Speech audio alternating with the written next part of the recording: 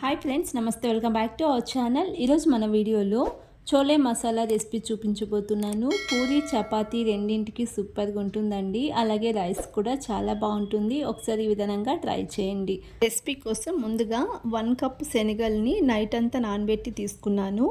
కనీసం 4 అవర్స్ అయినా నానబెట్టుకోవాలండి. ఈ శనగల్ని పక్కన పెట్టేసుకోండి. తర్వాత మసాలా కోసం నేను ఇక్కడ స్టవ్ పైన ఫ్యాన్ పెట్టుకుని 1 స్పూన్ ఆయిల్ వేసుకుంటున్నాను. ఇందులోనే కట్ చేసుకున్న ఉల్లిపాయ ముక్కల్ని వేసుకోవాలి.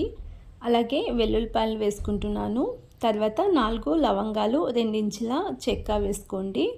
అలాగే 2 ఇంచుల అల్లాన్ని పొట్టు తీసి వేసుకోండి. అలాగే 1/2 టీ స్పూన్ జీలకర్ర, 1/2 టీ స్పూన్ సోంపు వేసుకుంటున్నాను.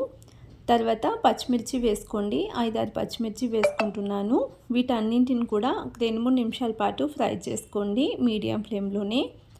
తర్వాత ఇందులోనే 4 టీ స్పూన్ల కొబ్బరి తురుము వేసుకుంటున్నాను. ఇక్కడ పచ్చి కొబ్బరి అయినా వేసుకోవచ్చు. కొబ్బరి వేసిన తర్వాత మిక్స్ చేసుకుని స్టవ్ ఆఫ్ చేసేసుకుని చివరిగా కొంచెం కొత్తిమీరని వేసుకుని మసాలా పూర్తిగా చల్లారిన తర్వాత ఒక మిక్సీ జార్లో తీసుకుని గ్రైండ్ చేసుకోవాలి.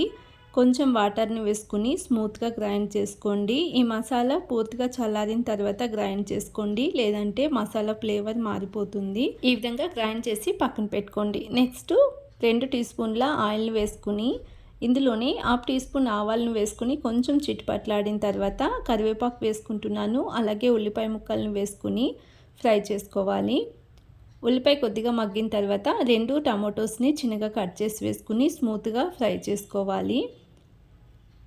టమాటో ఫ్రై అయిన తర్వాత ఇందులోనే 1/2 టీ స్పూన్ పసుపు, 1/2 టీ స్పూన్ గరం మసాలా వేసుకుంటున్నాను. 1 టీ స్పూన్ ధనియాల powder, 1/2 tea spoon red chilli powder వేసుకుంటున్నాను. ఆల్రెడీ పచ్చిమిర్చి వేసుకున్నాం కాబట్టి 1/2 tea spoon red chilli powder సరిపోతుందండి. ఈ విధంగా మిక్స్ చేసుకుని రుచికి సరిపడా సాల్ట్ని కూడా వేసుకుని నానబెట్టి పక్కన పెట్టుకున్న శనగలను వేసుకోండి. శనగలు వేసిన తర్వాత 4-5 నిమిషాల పాటు మిక్స్ చేసుకుంటూ ఈ మసాలాలో శనగలను ఉడికించుకోవాలి. మూత క్లోజ్ చేసి ఒక 5 నిమిషాల పాటు మధ్యలో మిక్స్ చేసుకుంటూ ఉడికించుకోండి.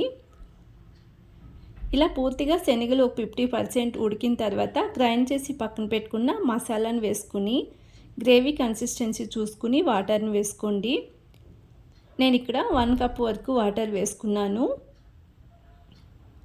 నెక్స్ట్ మూత క్లోజ్ చేసి మధ్యలో మిక్స్ చేసుకుంటూ మరొక 5 నిమిషాల పాటు ఉడికించుకోవాలి.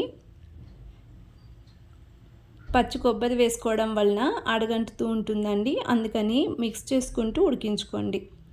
5 నిమిషాల తర్వాత చిన్నగా కట్ చేసుకున్న కొత్తిమీరని వేసుకుని స్టవ్ ఆఫ్ చేసేసుకుంటే మనకు చోలే మసాలా రెడీ అండి. పూరి, చపాతీ, రైస్ మూడింటి కూడా చాలా టేస్టీగా ఉంటుంది. ఒకసారి ఈ విధంగా ట్రై చేసి మీకు ఎలా కుదిరిందో తప్పకుండా కామెంట్ సెక్షన్లో తెలియచేయండి. అలాగే రెసిపీ నచ్చినట్లయితే ప్లీజ్ ఛానల్ని సబ్స్క్రైబ్ చేసుకోండి, లైక్ చేయండి, షేర్ చేయండి.